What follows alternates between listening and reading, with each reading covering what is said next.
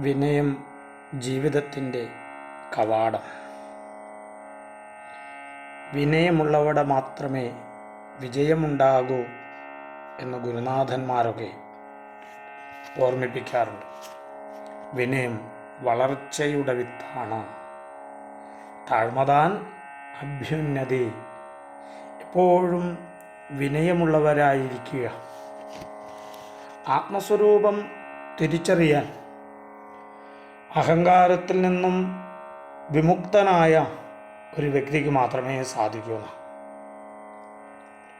അങ്ങനെ തിരിച്ചറിഞ്ഞയാൾ നിർമ്മലമായ ആകാശത്തിൽ പൂർണ്ണചന്ദ്രനെ പോലെ സദാ ആനന്ദ സ്വരൂപത്തിൽ സ്വയം പ്രകാശിതനായിത്തീരുന്നു. ചന്ദ്രൻ്റെ കുളിർമയെപ്പോലെ, ആ കുളിർമയുള്ള പ്രകാശം പോലെ വിനയമുള്ള ഒരു വ്യക്തി എപ്പോഴും പ്രകാശപൂരിതനായി അല്ലെങ്കിൽ പ്രകാശിതനായി തീരുന്നു. ചിന്തകനായ ബെർട്രാൻഡ് റസൽ പറഞ്ഞു, മനുഷ്യർക്കിടയിൽ ഏറ്റവുമധികം സഹതാപം അർഹിക്കുന്നത് അഹംഭാവികളോടാണ്, അഹങ്കാരികളോടാണെന്ന്. കാരണം എന്താ? അവരുടെ പോരായ്മകൾ അവരറിയുന്നില്ല. അഹങ്കാരികളായിരിക്കുന്നവരുടെ കുറവുകളെ അഹങ്കാരികൾ അറിയാതിരിക്കുന്നു. ഒരിക്കലും അവർക്ക് ഉന്നതി ഉണ്ടാകുന്നേയില്ല. അഹങ്കാരികൾ ഒരിക്കലും പുരോഗതിയുള്ളവരാകുന്നില്ല. ഈ വാക്കുകളോട് ചേർന്ന് നിൽക്കുന്നതാണ് മേൽ ഉദ്ധരിച്ച ഉപനിഷത്ത് വചനം. അധ്യാത്മ ഉപനിഷത്താണ്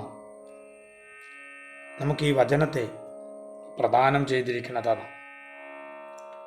വിശുദ്ധ ഗ്രന്ഥമായിരിക്കുന്ന ബൈബിൾ പറയുന്നത് പോലെ വിനയമാണ് സ്വർഗരാജ്യത്തിൻ്റെ കവാടം.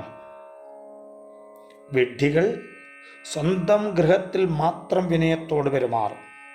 ബുദ്ധിമാന്മാർ എവിടെയും വിനയപൂർവം പെരുമാറും എന്ന് ഒലിവർ ഗോൾഡ് സ്മിത്ത് ഫലിതരൂപത്തിൽ പറഞ്ഞതുപോലെ നാം ഓരോരുത്തരെയും കുറിച്ചല്ലേ ഈ വാക്കുകളൊക്കെ? എത്രയെല്ലാം അഹങ്കാര ഭാവത്തോടുകൂടി, അഹംഭാവത്തോടുകൂടി നമ്മൾ സമൂഹത്തിൽ പെരുമാറുന്നു, ഗൃഹത്തിൽ പെരുമാറുന്നു. ഈ മഹത് വചനങ്ങൾ നമ്മുടെ ജീവിതത്തെ ക്രമപ്പെടുത്തുവാൻ ഇടയാവട്ടെ. അഹങ്കാരരഹിതരായി ജീവിതത്തെ സമീപിക്കുവാൻ നമുക്ക് തുടങ്ങാം. തലക്കനമില്ലാതെ, തല കുനിച്ച് ജീവിതത്തിൻ്റെ പോരായ്മകളെക്കുറിച്ച് ചിന്തിച്ച് മനസ്സിലാക്കാം.